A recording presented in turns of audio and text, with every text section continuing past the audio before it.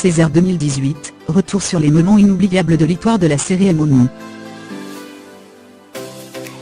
La 43e édition des Césars, c'est ce soir.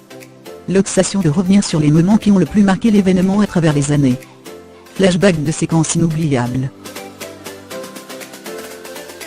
Ce soir, Manu Payet aura la lourde tâche de présenter la 43e cérémonie des Césars. Retour sur les moments les plus marquants de l'histoire de l'événement. Pour le César de la meilleure séquence émotion, les nommés sont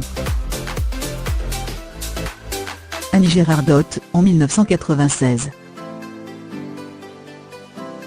Après une longue traversée du désert, Annie Girardot remporte le César de la meilleure actrice dans un second rôle, pour Les Misérables, en 1996. L'actrice marque alors les mémoires, et provoque quelques larmes avec un discours rempli d'émotions. Je ne sais pas si j'ai manqué au cinéma français, mais, à moi, le cinéma français a manqué follement, éperdument, douloureusement. Et votre témoignage, votre amour, me font penser que peut-être, je dis bien peut-être, je ne suis pas encore tout à fait morte. Bouleversant. Jean-Paul Belmondo, en 2017. Pour sa première venue à la cérémonie des Césars, il a été récompensé en 1989, pour Itinéraire d'un enfant gâté, mais n'était pas venu récupérer accent aigu RER son prix. Jean-Paul Belmondo laisse les spectateurs à bout de souffle. En 2017, sous les yeux de la grande famille du cinéma et aux côtés de ses nombreux amis, Bébel, alors âgé de 83 ans, émeut la France entière avec un sublime discours et une standing ovation de 2 minutes. Un moment somptueux signé Le Magnifique. Pour le César du meilleur malaise, les nommés sont Gérard Depardieu, en 2004. Alors qu'elle reçoit le César de l'espoir féminin pour La Petite Lily, Julie Depardieu se fait couper dans son discours par son père, son fardeau, comme elle le déclare alors. Visiblement alcoolisé, Gérard Depardieu arrive au beau milieu des remécompaniments de sa fille, accompagné d'Antoine Piala, et entame une longue tirade imbibée. Étourdissant. Mathilde Seigner, en 2012. Appelée par Antoine Decaune pour remettre le César du meilleur acteur dans un second rôle, Mathilde Seigner décerne le trophée à Michel Blanc.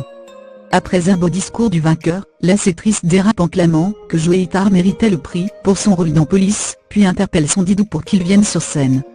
Devant le refus d'Antoine Decaune, le malaise de la salle et le embarras de Michel Blanc, qui propose une garde alternée du César, Mathilde Seigner quitte finalement la scène avec un seul hyper réglementé. Votre truc, quand Mathilde Seigner s'attaque au blanc, ça finit toujours mal. Pour le César du moment le plus drôle, les nommés sont Jamel Debbouze, en 1999.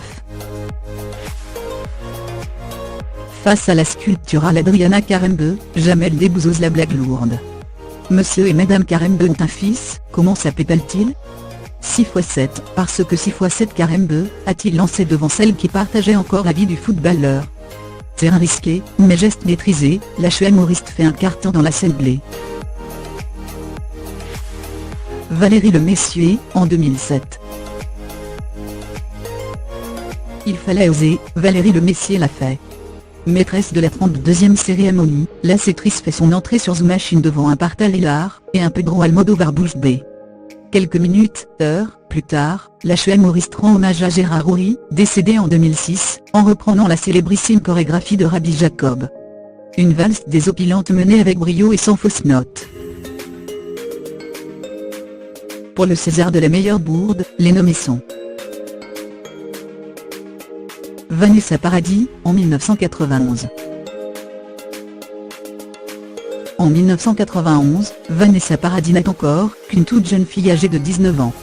Venue pour remettre le prix du meilleur espoir, la Lolita commet l'erreur fatale, et annonce Judith Godrèche à la place de Judith Henry. Une gaffe mémorable sur laquelle elle revient avec humour quelques années plus tard, en 2010 lors de la 35e cérémonie, durant un sketch en compagnie de Gad Elmaleh et Valérie Le Messier. La classe. Cécile de France, en 2014. Un peu moins connue que celle de Vanessa Paradis, la boulette de Cécile de France a pourtant donné des sueurs froides à son auteur. Maîtresse de cérémonie en 2014, l'actrice démarre la soirée en confondant Léa Seydoux et Adèle Exarchopoulos, tout devenu pour la vie d'Adèle. Oh my gosh. Adèle. Adèle, lance la Belge en tombant dans les bras de Léa Seydoux. Eline Tercé, assez gênée de lui répondre. No Adèle, on a frôlé l'incident diplomatique.